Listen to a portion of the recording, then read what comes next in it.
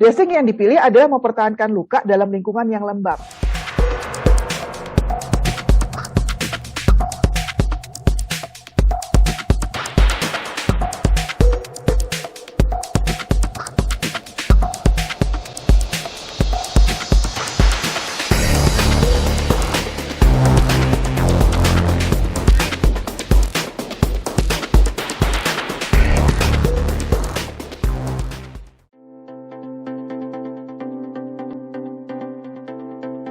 Harus dilakukan adalah persiapan dasar luka. Ngapain? Debi demam.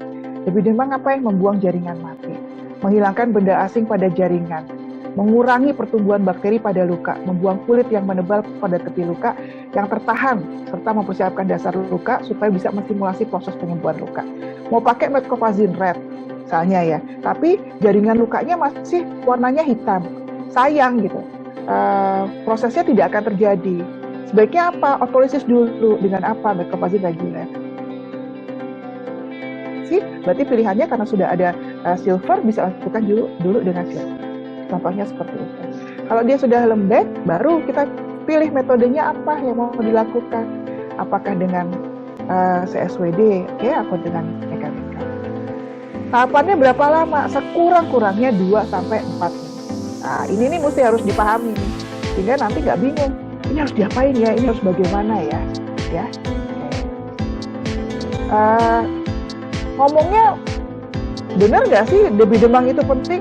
Itu sampai European Wound Management ya, itu dari sejak tahun terbarunya di 2013 dia sudah perbarui lagi. Memang actingnya yang harus dilakukan adalah memang harus lakukan debi demam tadi. Itu satu-satunya cara untuk promote wound healing, untuk mempercepat proses penyembuhan luka. Dan cara yang paling baik yang dilakukan adalah jangan sampai proses penyembuhan luka menyebabkan terjadinya luka baru pada luka. Artinya pada saat proses debi demam tidak boleh berdarah-darah. Salah satu contohnya pada kasus fraktur ya, dengan otolisis debi demam bisa terjadi. Pertanyaannya, kalau gitu otolisis debi demam apa sih? Ya, ada kasus usia 73 tahun. Kalau Bapak Ibu terlalu masif melakukan tindakan perawatan pada kunjungan pertama, pasien tentu akan capek atau kesakitan. Jadi yang disarankan adalah lakukan otolisis debi demam. Pada saat terjadi otolisis debi demam, kelembapan terjadi, tapi cara naruhnya yang pas. Ini kadang-kadang sering pro dan kontra nih. Udah betul pakai metcopazine, betul ya Pak Agung ya? Pakai metcopazine, tapi tipis-tipis. Nggak terjadi nih otolisis debi demam. Ya nggak akan terjadi. Otolisis debi demam terjadi kalau kita sudah bisa mempertahankan lingkungan dalam kondisi lembab. Jadi kalau gitu pakai metcopazine-nya kayak mana? Metcopazine-nya kayak gini, ya. Jadi kurang lebih sekitar 2 mm di permukaan kulit. Pada saat dibuka, ini tanggal 9, di tanggal 13, kelihatan sekali jauh perbedaannya. Oke? Jadi kita tidak wasting, tidak buang-buang topical terapi jadinya kalau kita menggunakannya dengan tepat. Kita membuang-buang topical terapi kalau kita tidak menggunakan dengan tepat. Ingat, otolisis debi demam hanya bisa terjadi jika kondisinya lembab.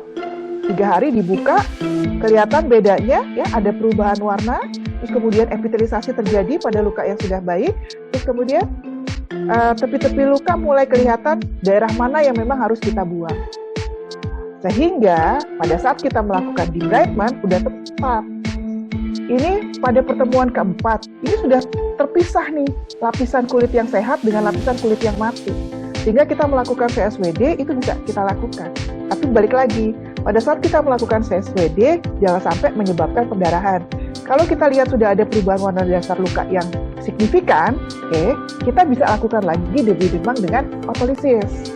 Perhatikan anatomi kaki, jangan sampai tendonnya keputus atau jangan sampai perdarahan masif dan lain sebagainya. Nah ini nih ya, jadi tindakan-tindakan yang kita lakukan harus betul-betul debi demam yang safe, artinya debi demam yang aman buat pasien. Apalagi usianya 73 tahun ya. Oke.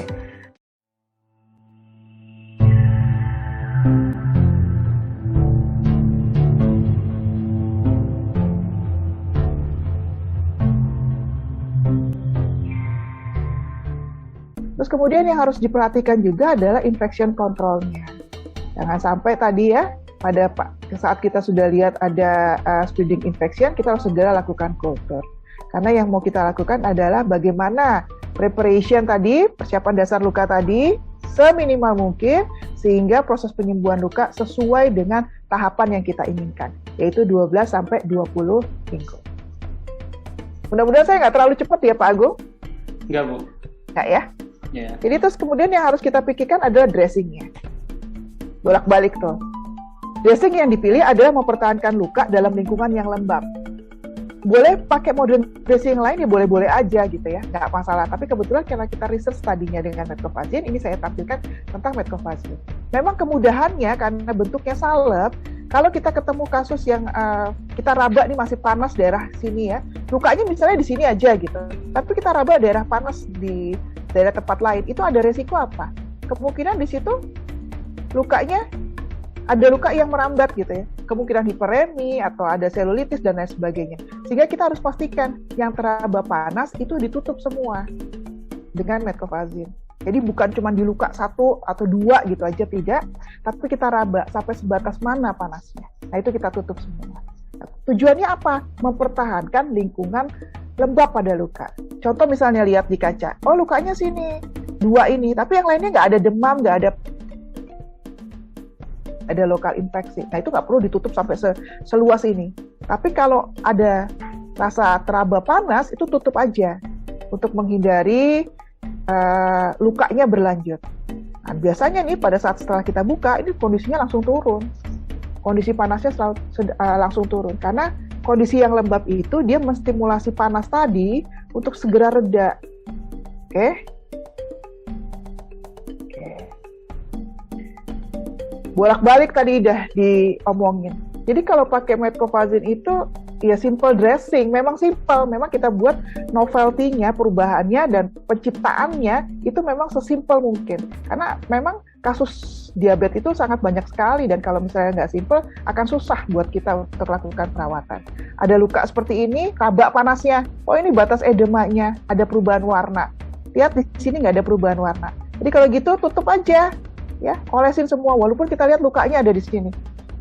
Habis itu tutup pakai kasa ya untuk melindungi metcofazine-nya tadi, terus kemudian pakai offloading-nya yang absorb. Biasanya kita pakai cotton wool. Terus kemudian tutup lagi supaya pasiennya bisa bergerak ya dan dia tidak ketakutan dengan lihat lukanya, kita bisa fiksasi dengan bandage. Harus dikerasin nggak bandage-nya? Nggak usah dikerasin, tapi dia cukup untuk memfiksasi. Itu adalah cara penanganan kaki diabetes yang kita lakukan bertahun-tahun di Buker Center. Dan hampir sekitar ribuan pasien ya sudah terselamatkan kakinya dengan metode dan konsep yang seperti ini. Oke, nah, sekarang udah enak nih, kita lihat nih case study-nya. Kalau kita lihat kasus seperti ini, ribet ya, ruwet, mau pakai apa gitu.